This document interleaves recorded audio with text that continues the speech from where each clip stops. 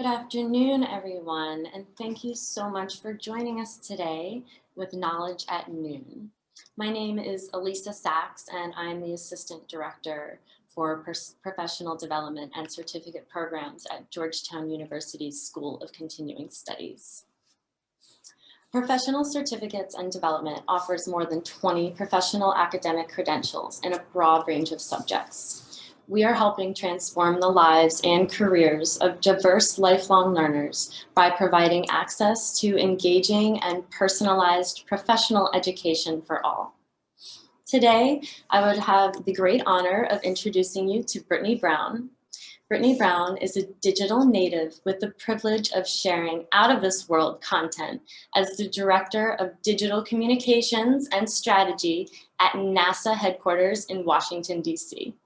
Brittany Brown oversees the strategic use of television, video, still imagery, audio, web, and social media. She is also an adjunct faculty member at Georgetown University's School of Continuing Studies, where she teaches courses on social media management, strategy, and professional writing. Without further ado, here's Brittany Brown. Thank you so much for the warm introduction. I'm so glad to be here today to talk about using social media and where exactly you get started. Deciding where to begin when using social media is a difficult and sometimes intimidating task, whether you have plans to use it in a personal or a professional capacity.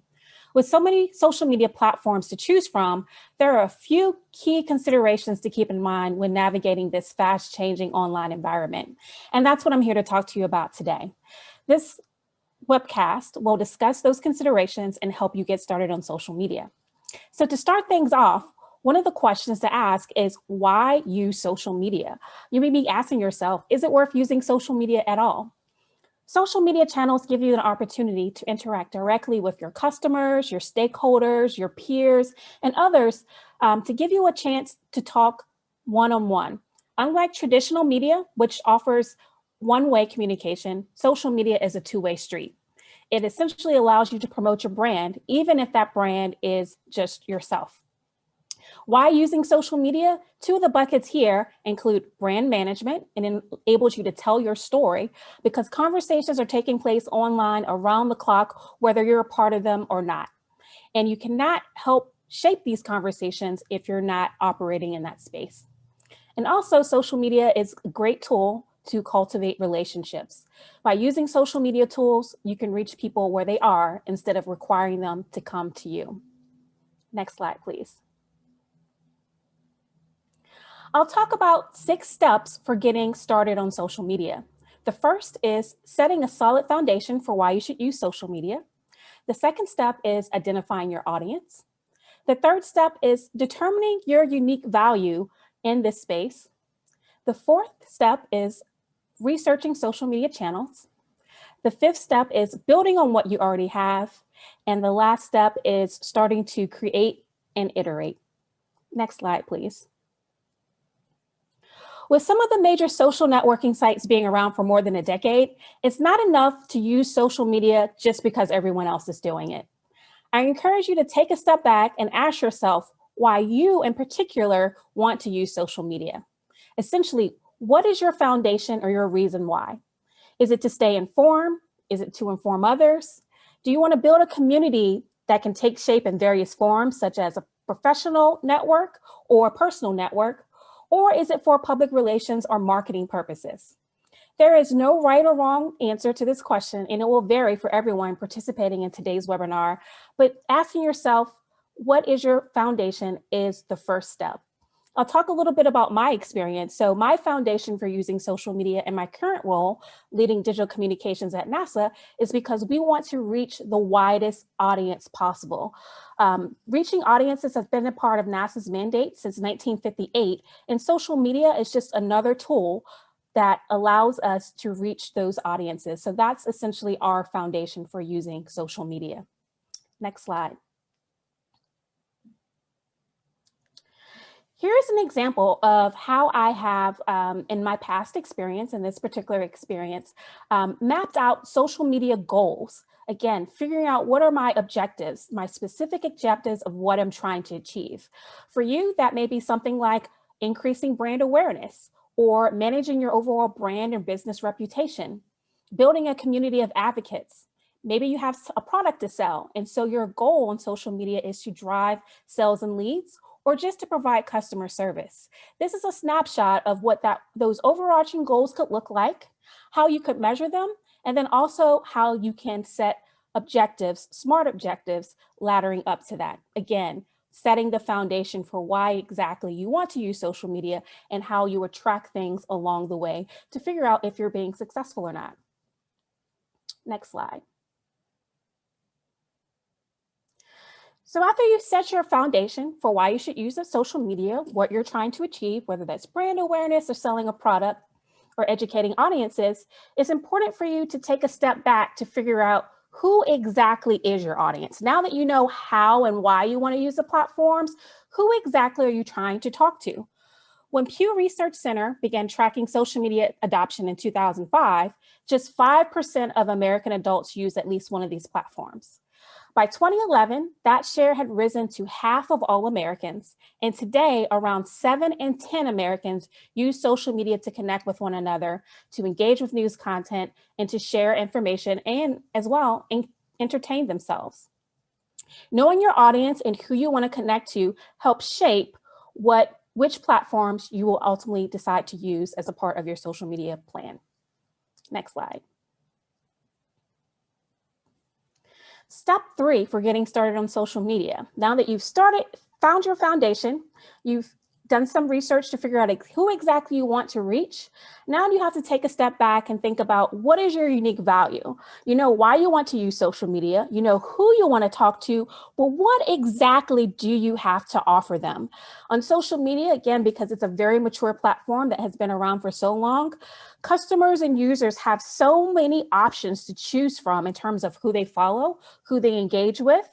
And so determining your unique value is an important step. The third step I have outlined here today, to set yourself apart and break through the clutter and the noise of all of the conversations that are happening online. Your unique value could be something like your insight, your expertise, your imagery, some data that you have. It could be your product or a service. I included a photo here, a beautiful photo taken from the International Space Station, because for, again, my role working in NASA communications now, the unique value of NASA as it relates to social media is we have imagery that no one else has. That sets us apart. So for you, what is that unique value on social media? Next slide. Step 4, after figuring out, again, your foundation, your audience, your unique value, it's time for you to research the prominent social media platforms. I have just a few listed here, but there are new platforms on the horizon all the time. One of the newer ones you probably have heard about is TikTok, which if you're trying to reach a younger generation, it makes sense for you to explore that platform. There are other platforms that may help you reach your goals and objectives depending on who that audience is, as well as the foundation and the functionality of those respective platforms. As you know, Facebook is the largest social media platform. You also can use Twitter as a platform if you want to get out news updates, if you want to engage with the media. YouTube is one of the largest search engines in the world, following Google. It's powered by Google. So if you're creating videos, this is where a lot of folks go to get how-to content, as an example. They go to find tutorial content. Twitch is a streaming service. I've added that here just to mix up what I'm talking about today. For some of you who may not have heard of this, this is a gaming platform and a streaming platform. So if you have an audience or have intentions of talking to folks who are very interested in gaming, technology, science, STEM, that's a platform to look at. And then also Instagram. Instagram, of course, is owned by Facebook, but this is a platform to consider using if you want to engage with a younger audience. And also if you have some really compelling visuals. This is essentially visual storytelling. So to circle things back and continue to build on all these different steps, once you know who your audience is, you can research these platforms to figure out the demographic data associated with all of them and the consumption habits to figure out which platforms might be a good fit for you. And my rule of thumb of what I like to tell folks is that it's not about being everywhere. It's about finding a few social media channels and excelling in them and doing them really well. Social media is free, like a puppy is free. Some of you may have heard that before. It it requires a lot of care and nurturing. And so I would encourage you to, again, do your research, take a look at all of the platforms and channels that are available to you, and pick a few to start off with so that you're not too overwhelmed. Again, this is not a platform where you can use as a broadcast medium. The expectation from the audience is that you will engage with them in a somewhat timely fashion. Next slide, please. Here's a slide. Again, sometimes I like to talk about my personal experience managing social media for big entities and corporations and brands like NASA, as well as my experience working for the US Army as their social media manager. So what I've included here to continue the point about researching channels is to understand and level set that the channels are all different. They're not the same. And what this slide showcases is that depending on your goal, whether your goal is mass awareness, thought leadership, providing live broadcasts and real-time content, the platforms and channels will vary depending on what you're trying to do. Your audience will vary as well, depending on the channels. And so this is how I've kind of sketched that out in just a one-pager of what that looks like for the Army. So if I'm trying to get out content just for general awareness, Facebook is a great platform for that. If I want to engage with others and share thought leadership, such as having a general officer share their perspective on, let's say the Army values, LinkedIn is the perfect platform for that. That kind of content isn't going to be a good fit for a platform like Instagram. And then if I want to go live and provide folks with an authentic behind the scenes experience of, I'm literally taking my cell phone and I'm at training or I'm at an event and I want to show them everything just as it's happening, using platforms like Instagram Live, Periscope, and Facebook Live are a good channel to use to do that. Next slide. The fifth step for getting started on social media is building on what you have. Now that you have decided which social networks that you want to use based on your research and your audience, based on your goal, based on your foundation, you already have content, you already have value online that you can tap into. As you'll see here, back in 2010, it was predicted that mobile will be bigger than desktop internet in 5 years. And that definitely is true. There's data that goes to show exactly how much mobile consumption is happening. In terms of building on what you already have, if you already have a website, that's a great start. You're not starting from scratch.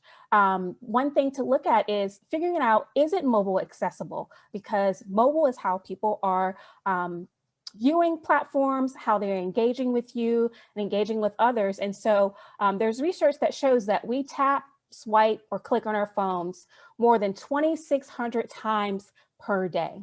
So if you already have a website, if you already have information online about yourself, about your brand, about your company, you can simply take that content and package it for online audiences. Next slide.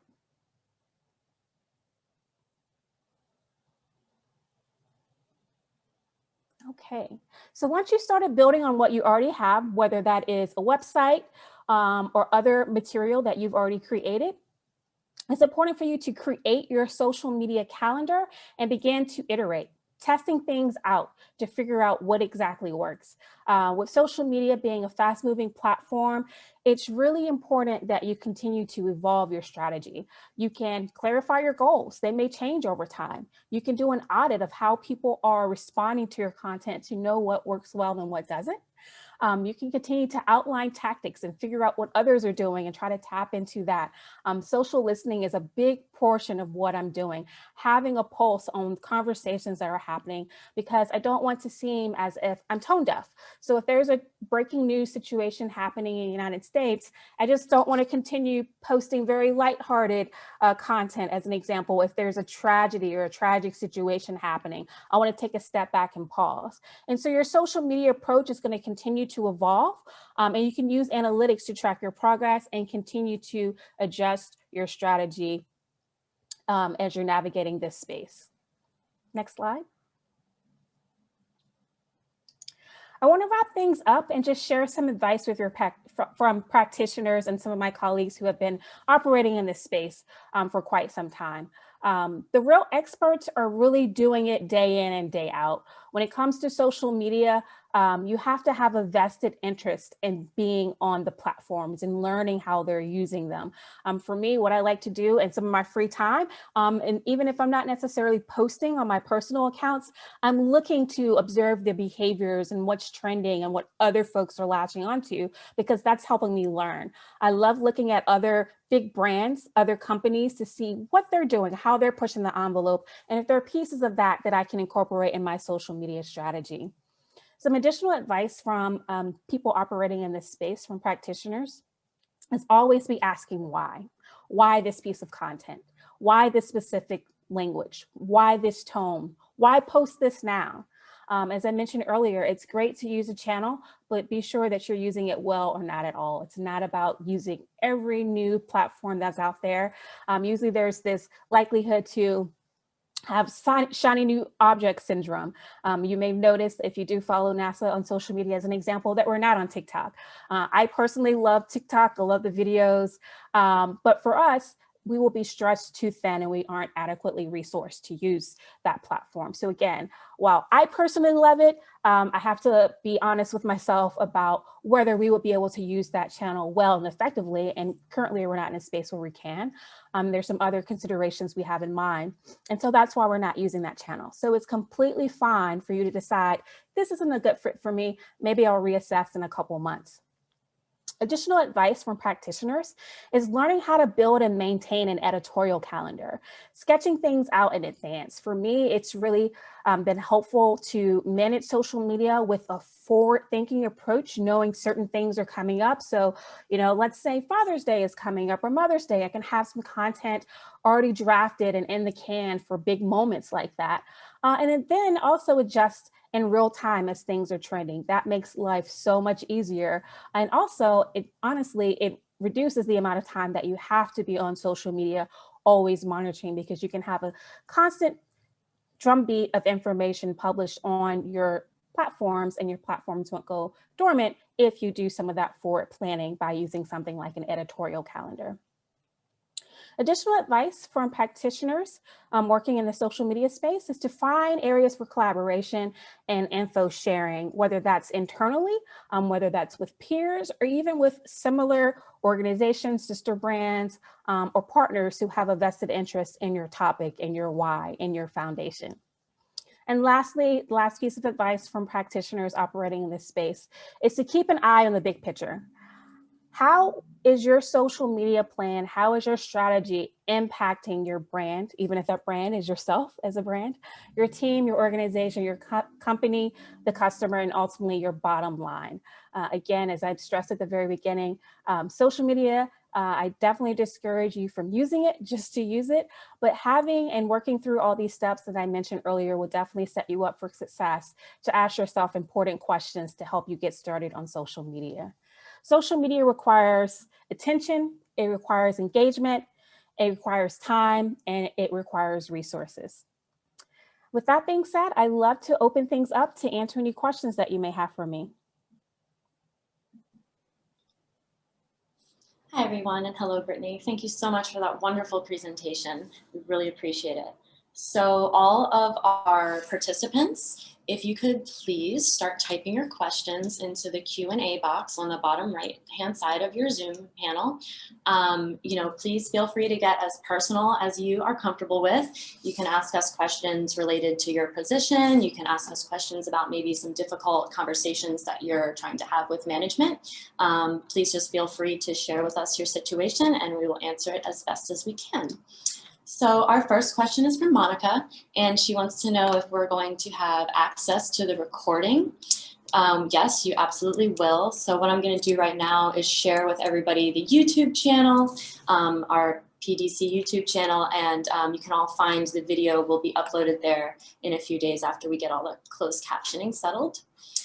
So there's that. Then we have another question from Daria.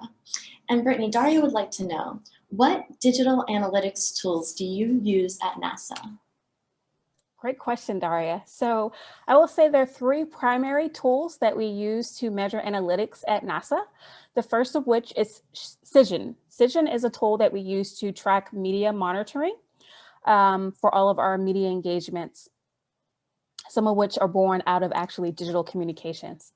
The second tool that we use is Google Analytics. This helps us figure out granular level detail about how our social media and digital media activities are being shaped by what we're posting on the web.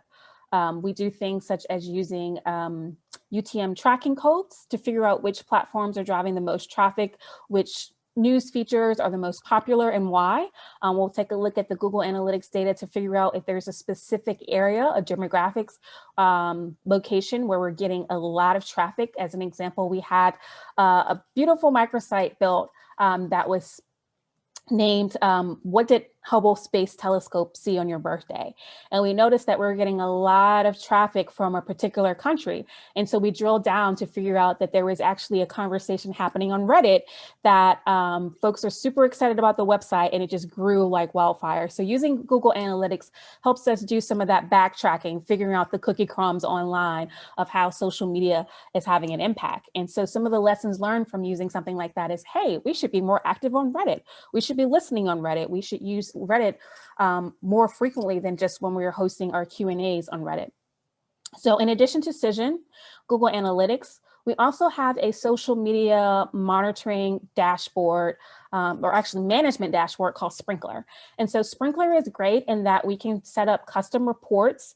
We can set up keywords, listening tools for any big projects that we have, or just the day-to-day.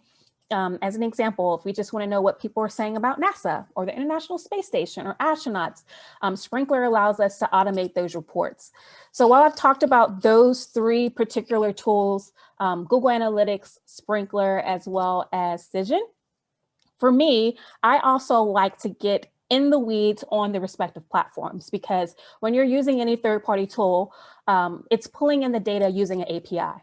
So from time to time, I like to use the insights and reporting tools that are native to each of the social networking sites. So that means going into our Twitter analytics to figure out what are our top performing tweets. What is Twitter telling us about, our most prominent follower in the month of January? On Facebook, what is Facebook telling us about the performance of our live events? On Instagram, what is the Instagram metrics telling us about the performance of our stories content? As we're doing Instagram stories, some of that, again, looking at the data that's native in that tool, what we realized is that we needed to shift our strategy from having 10 slide stories to having stories that are between 5 to 7 slides, because the audience retention was really dropping off. We also took valuable insights from using, again, that native data that's available in Instagram to figure out that for our IGTV channel, the longer videos, really people weren't watching them. We also experimented a little bit and did A/B testing to figure out, does it matter on IGTV, as an example, if we have a vertical video or we have a horizontal video in orientation? We figured out it doesn't make sense. So I'd encourage you to look at third-party tools to track your analytics. But in addition to that, looking at the native tools as well, because a lot of them have lots of bells and whistles to really get in the weeds. Including, again, each of them have their own metrics dashboard. YouTube has the same, Tumblr has the same, et cetera, et cetera, et cetera. I hope that answers your question, Daria. Thank you so much, Brittany. We have a question from Jocelyn. Jocelyn says, thank you so much, Brittany, wonderful presentation. How do you alleviate the negative impacts of social media? Oh, I love this question, Jocelyn. So it looks like we have time, so I'll just tell you a little story. So I started off, one of my former jobs was working for the Army in social media. And to be honest, working at the Pentagon, we had lots of really important people who hated social media because soldiers were, quite frankly, doing dumb stuff on social media. And so, in addition to that, we had impersonations. There's so many bad things associated with social media. And understandably, for those who weren't well versed in the platforms, they saw it as a bad thing. And so for me, it took time, but it was definitely a challenge that I welcome, to help them understand that the good in social media outweighs the bad. For everything that was bad or negative with social media, I found a way to combat that. So as it relates to soldiers, sharing things maybe they shouldn't, I develop a training program for them. When it comes to impersonations, I work directly with Facebook and other platforms to take those down, to develop a process to say, if the Army reports an impersonation Facebook, we have internal officers being impersonated who are overseas, using their photos just because they're online and, romance scams. Can you take these pages down within 24 hours? Another thing, negative impact of social media is honestly misinformation. And so being established and having a network to share information to combat that misinformation is really important. Again, there are negative aspects of social media, that goes without saying. But in my experience, I have tried to find ways to mitigate that and to show the value. And so talking about that Army example again, what I started to do is provide value of why social media matters and why we needed to be active on those platforms. We were missing conversations to share with them, hey, because we did social media monitoring, we knew in advance that this story is coming out so we could get out in front of it. Again, showing there is some good among some of the bad things associated with social media. I hope that answers your question. Feel free to ask any follow-ups. Thank you so much, Brittany. We have one question here about courses that I can answer really quickly. So if the participants would like any information on the scheduled courses for the social media management program, I'm going to go ahead and share the link with everybody so you guys can check that out. As far as live lectures, we are online right now. We're completely online, but the lectures are live with the professors. So the environment that we're trying to create is much like the classroom. So like we're interacting live right here and you're able to speak with Brittany and ask her questions. That's exactly how the lectures are given for the flex learning classes. Online courses do not have that synchronous session, so you won't be required to participate at any specific time or date.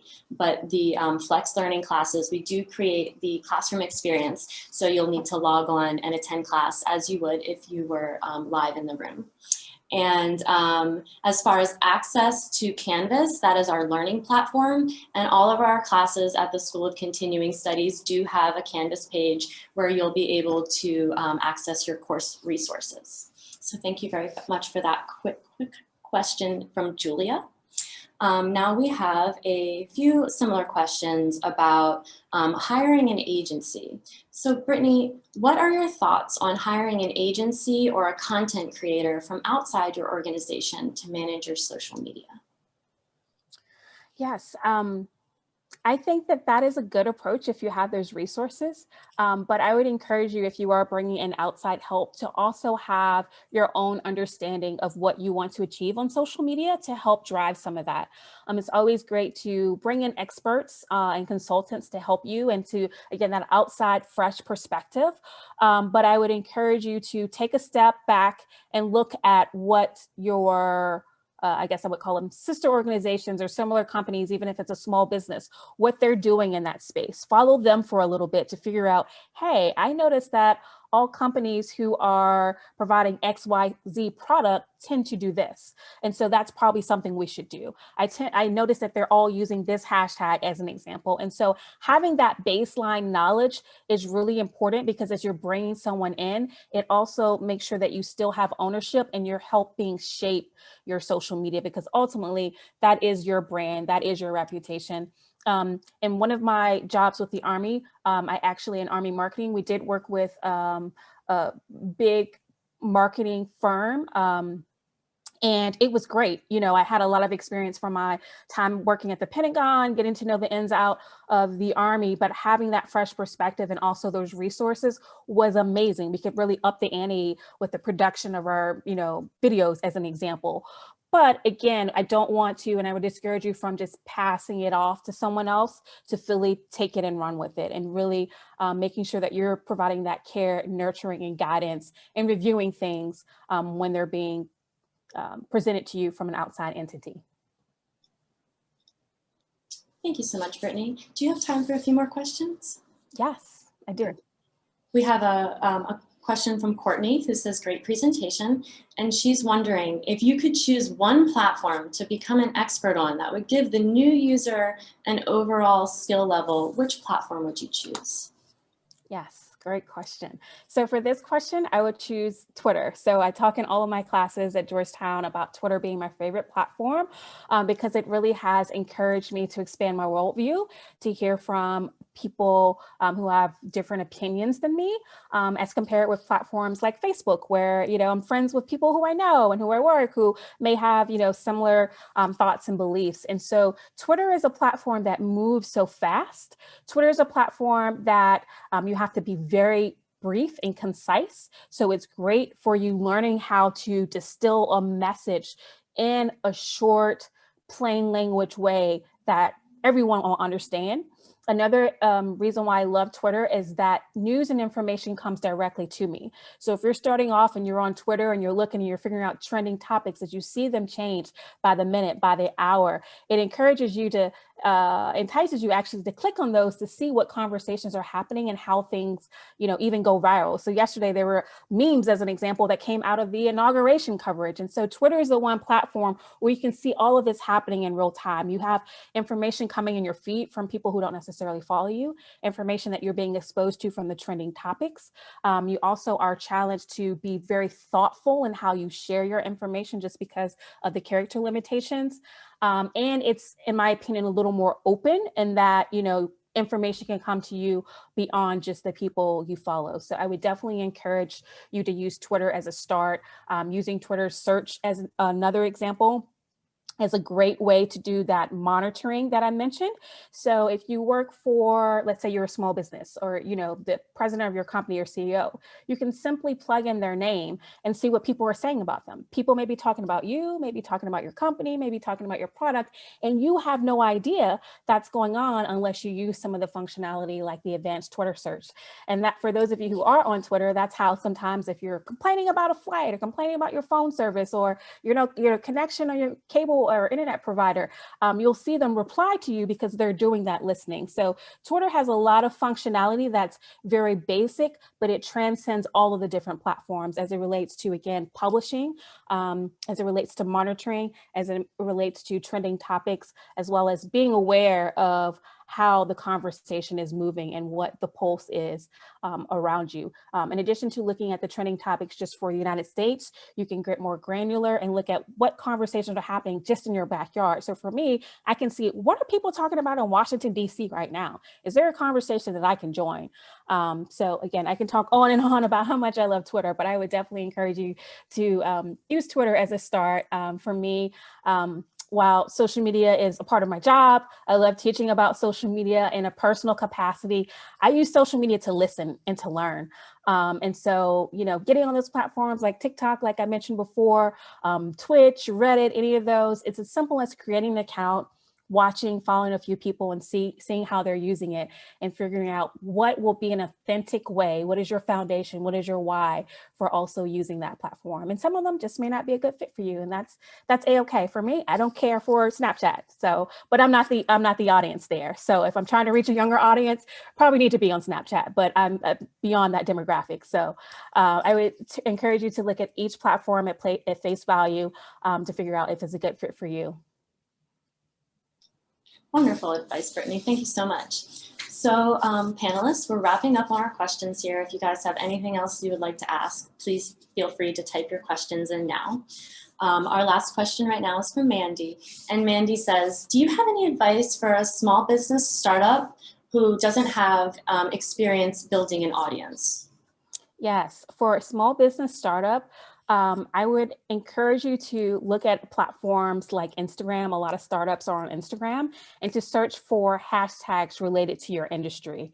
That is the best place to kind of do that research to figure out what's going on, what are similar startups doing, how are they succeeding, and it also allows you to see what kind of audience and thirst for information that's out there. As an example, if I'm a startup and I'm working on, I don't know, I'm just going to think about a phone because I have my phone right here. Phones, I can type in iPhone and the search, and I can see the exact number of times that hashtag has been used. And so it helps me figure out, okay, Is there a lot of content related to this? Are a lot of people talking about this? What are related conversations that are happening? And that can help you discover not only the community that's talking about the subject, that's interested in the startup, but also similar startups to figure out what's working for them and how you can emulate some of that. Thank you so much, Brittany. This is really valuable information and we really appreciate your time. Right now, we don't have any additional questions from the panelists. I want to thank all the panelists so much for joining us this afternoon. If you have any final questions, you can type them into the chat, or you can feel free to email our enrollment and registration managers with any enrollment and registration questions, and I'll type in that email right now.